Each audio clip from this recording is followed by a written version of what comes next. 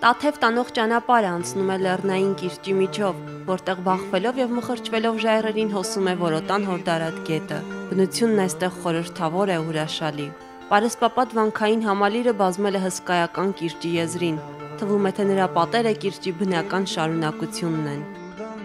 8-րդ դարի վերջերից Տաթևը դարձել է Սյունյաց եպիսկոպոսության աթոռանիստը։ 906 թվականին կառուցվել է վանքի Պողոս Պետրոս Մայր տաճարը։ Տաթևի վանքում է գործել Տաթևի նշանավոր համալսարանը։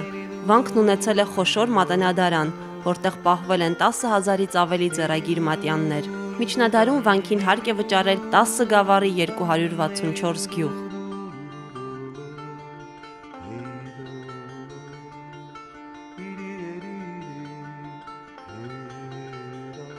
Տաթևի վանքը անմոռանալի տպավորություն է թողնում։ Նեղ ճանապարհների լաբիրինթոսները, քարե աստիճանները, մթության մեջ երևացող խոր խորշերը, անդունդը եւ հեռվում գետի խշշոցը անտարբեր չեն թողնի ոչ ոքի։ Օվսաննա Մնացականյան, Աշոտ Մնոյան, Սլաք AM